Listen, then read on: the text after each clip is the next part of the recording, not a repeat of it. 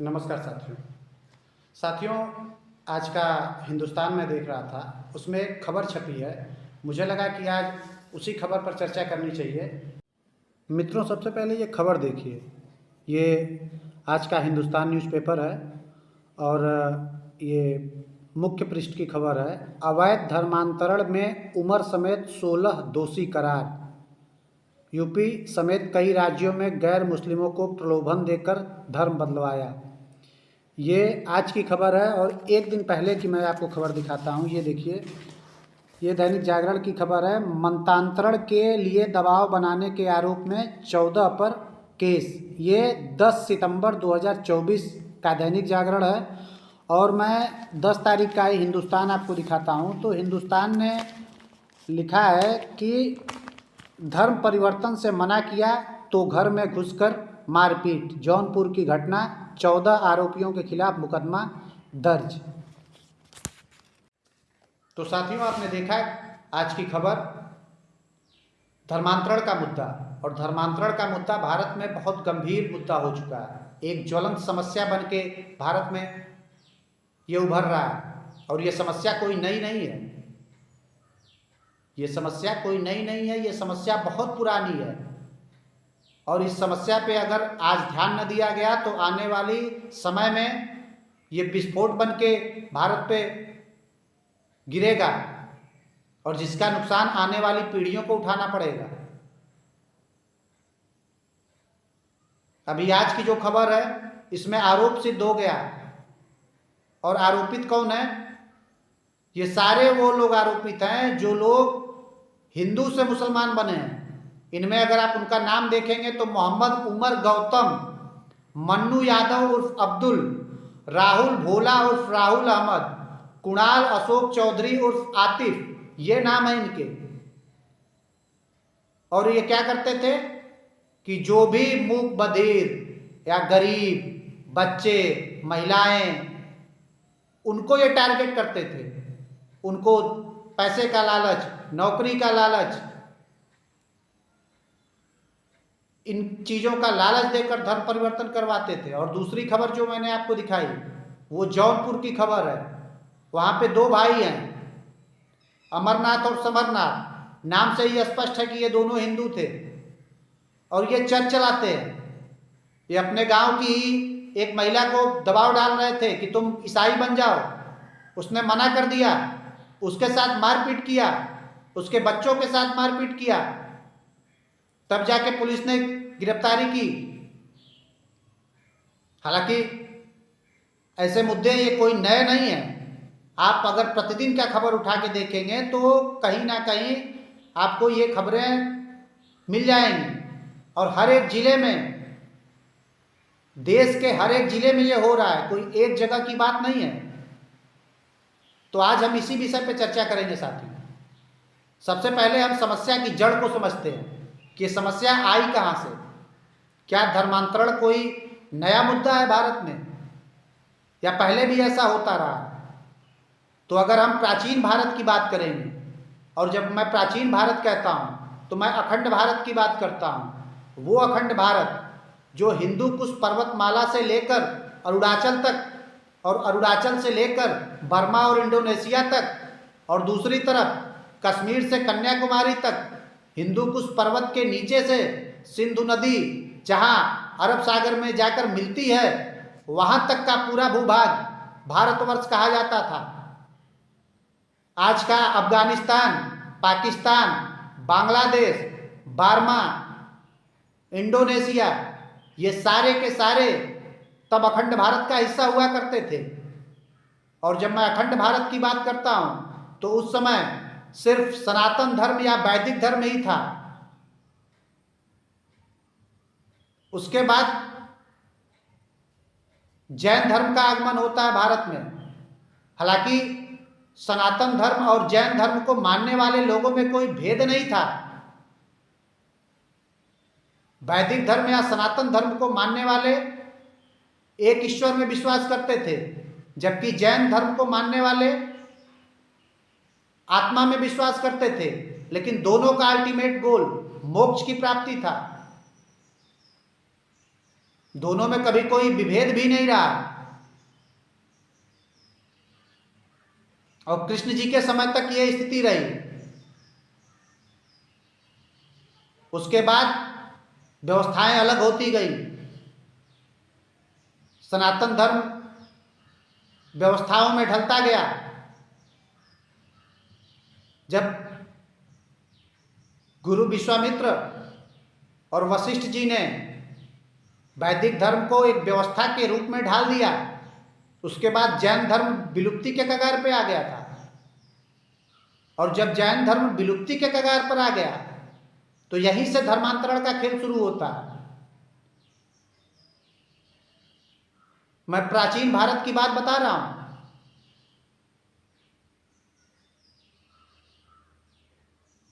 उसके बाद जब हमारा वैदिक धर्म या सनातन धर्म अलग अलग जातियों में, तरह तरह के आडंबरों में, भिन्न भिन्न प्रकार के कर्मकांडों, पूजा पाठों में फंस गया, तो उस समय भगवान बुद्ध का उदय होता है। और भगवान बुद्ध का उदय कब होता है?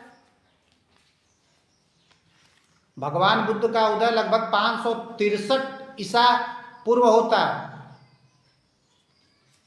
आप सोचिए, गौतम बुद्ध खुद एक सनातनी थे और एक क्षत्रिय राजकुमार थे, लेकिन उनकी शिक्षा का इतना व्यापक प्रभाव था कि भारत में लोगों की लाइन लग गई बौद्ध भिक्षु बनने के लिए। और भारत के अलावा चीन या अन्य जो दक्षिण पूर्व एशिया के देश थे, वहां पे भी बुद्ध धर्म का प्रचार प्रसार हुआ। और भगवान बुद्ध का जो धर्म था, बौद्ध धर्म, वो भारत के सभी प्राचीन धर्मों का नवीनतम और अंतिम संस्करण था। बुद्ध दुनिया के पहले ऐसे व्यक्ति थे जिन्होंने समाज में व्याप्त भेदभाव को मिटाकर समाज को धार्मिक आधार पर एक करने का कार्य किया। आज आप देखेंगे तो चीन हो, जापान हो, बर्मा, थाईलैंड, कोरिया, ये सारे देश बौद्ध धर्म को ही मानते हैं प्रमुख रूप से।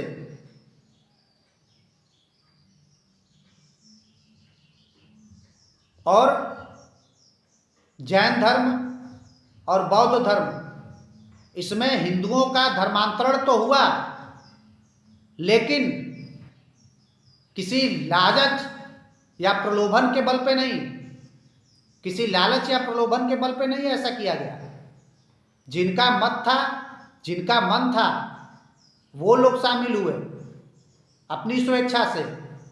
तलवार के बल पे कोई धर्मांतरण नहीं कराया गया।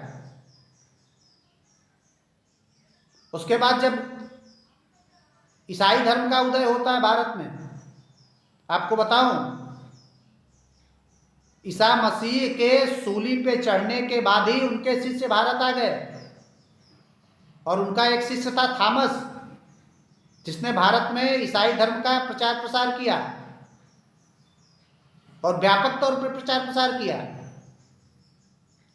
अगर 1542 से आप उठा के देखेंगे तो 1542 में सेंट फ्रांसिस जेवियर, इनका आगमन भारत में होता है।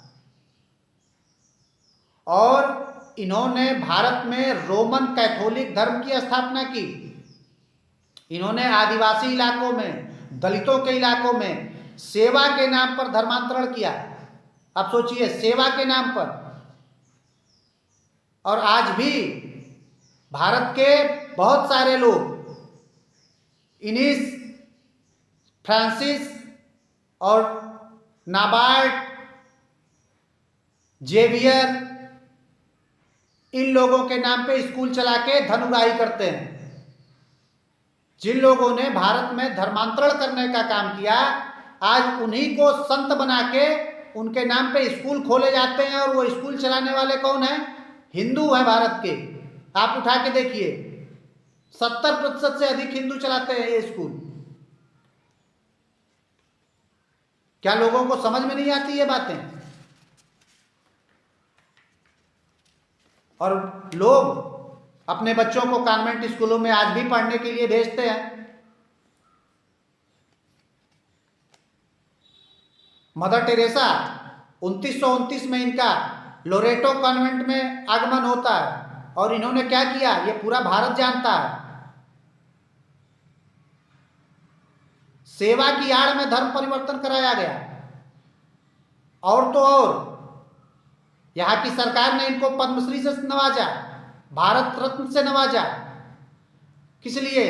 हिंदुओं का धर्म परिवर्तन करवाया इसलिए।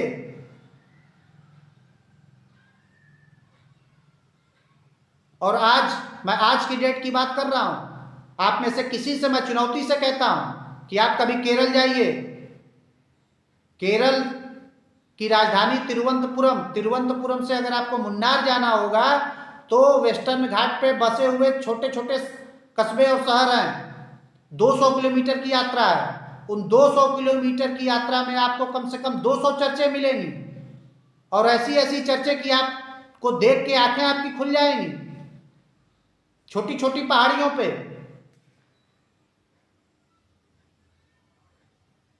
धर्मांतरण का कार्य आज भी जारी है।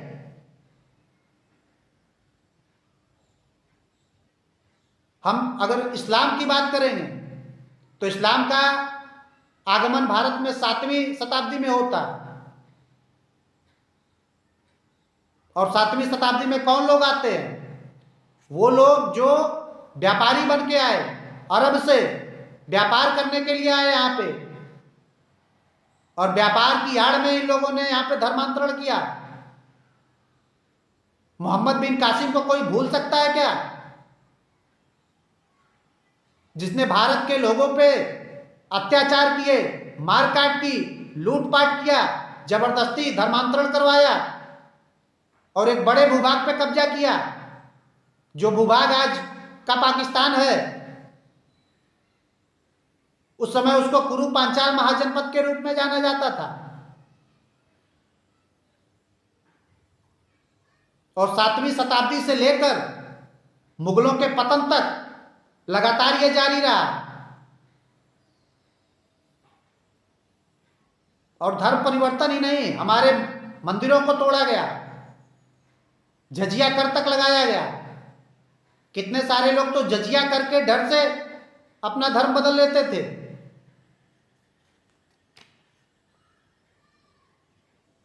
और इस्लाम के प्रचार प्रसार में सूफी संतों का भी बड़ा योगदान रहा। हालांकि ये संत नहीं थे। उस समय जो भारत के लोग थे वो इतने विनम्र और संस्कारी थे संतों के प्रति कि वो इनके षड्यंत्र को समझ नहीं पाए। और यही कारण है कि आज भी आप किसी शहर या गांव के किनारे पे चले जाइए तो आपको दरगाहें मिल जाएंगी और आज भी मूर्ख हिंदू उन दरगाहों पे अपने मत्था टेकते हुए दिख जाएंगे। जबकि ये सारे सूफी संत भारत में हिंदुओं का धर्मांतरण करने के लिए आए थे और हम उनके षड्यंत्र को नहीं समझ पाए और हम वहां जाके चादरें चढ़ाते हैं। और ये आज भी चल रहा है। मैंने ईसा पूर्व की बातें भी आपको बताई कि तब से भारत में धर्मांतरण का कार्य चल रहा है। लेकिन प्रलोभन देकर, पैसे के दम पर, लालच देकर, कुछ औषधियां देकर सिर्फ और सिर्फ 2 धर्म, इस्लाम और ईसाई, इन्हीं लोगों ने धर्म परिवर्तन करवाया।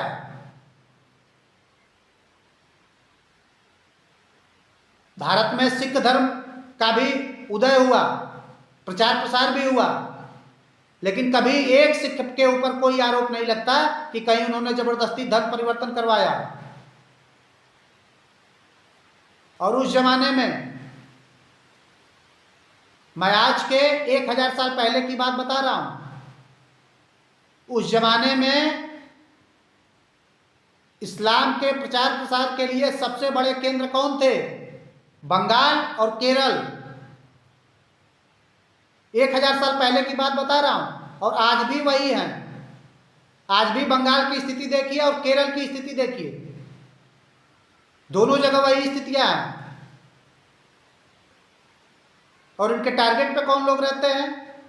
इनके टारगेट पे हमेशा गरीब तबका रहता है, मजबूर तबका रहता है, वो तबका जो पीड़ित है, जो वंचित है। उनको कभी धर्म के नाम पे बरगला के पैसे का लालच दिया जाता है, औषधियों का लालच दिया जाता है, नौकरी का लालच दिया जाता है, अन्य तरह तरह के प्रलोभन दिए जाते हैं। आप सोचिए, सिर्फ हिंदू धर्म ही एक ऐसा धर्म है जहां पे आप धर्म परिवर्तन करवाएंगे?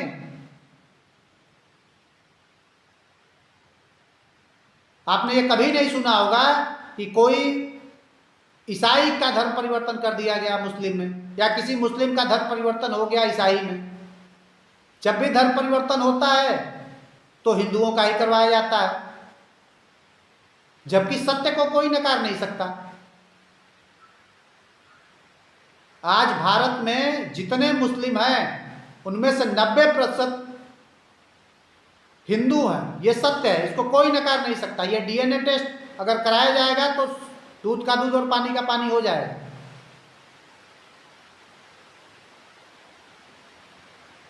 आज के 1000 साल पहले भी यही समस्या थी जो आज है।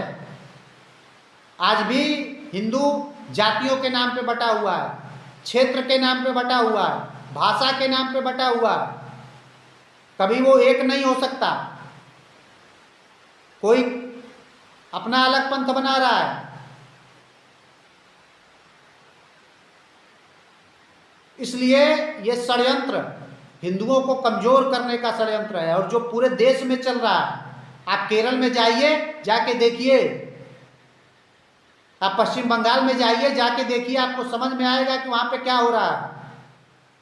और जो लोग बार बार ये कहते हैं कि देश बड़ा या धर्म बड़ा, तो मैं मानता हूं कि देश बड़ा है, लेकिन धर्म हमारा मूल है, और मूल मतलब जड़ होता है। और अगर जड़ ही नहीं रहेगी तो वृक्ष कैसे रहेगा? इसलिए हमें अपनी जड़ों की तरफ देखना होगा, हमें सनातन की तरफ लौटना होगा। हमारे जो दलित भाई हैं, जो हमारे वंचित लोग हैं, उनके साथ खड़े होने की जरूरत है। अगर हम उनके साथ खड़े होते तो ये प्रलोभन देने लायक नहीं बचते। मैंने अखंड भारत की चर्चा की थी। आप सोचिए कि उस अखंड भारत से अफगानिस्तान, पाकिस्तान, बांग्लादेश, बर्मा, इंडोनेशिया, अभी ये 5 मैंने बताए, अभी उसके पहले और जाऊंगा तो अभी और नाम आएंगे। ये 5 देश हमसे अलग होके बने हैं, और मैक्सिमम धर्म के नाम पे। इसलिए अभी भी षड्यंत्र को समझिए, एक बनिए, नेक बनिए।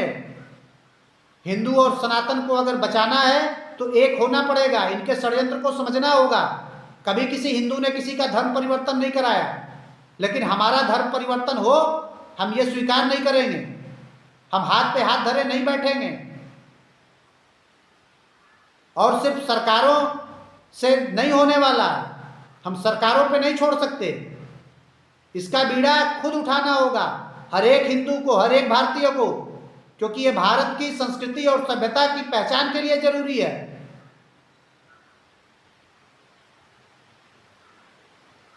चर्चा बहुत लंबी हो जाएगी साथियों, बहुत पीड़ा में हूं, इसीलिए ये बात कह रहा हूं, एक बनिए, नेक बनिए, और किसी के भी लोभ में, प्रलोभन में, पैसे के लालच में नहीं आना है।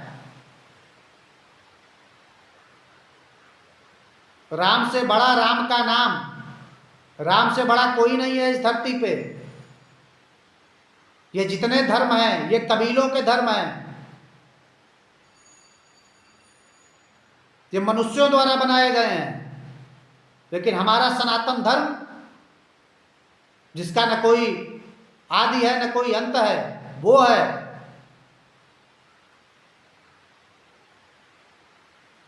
इसी बात के साथ आज की बात मैं खत्म करूंगा। फिर कल मिलते हैं किसी दूसरी वीडियो के साथ। नमस्कार साथियों।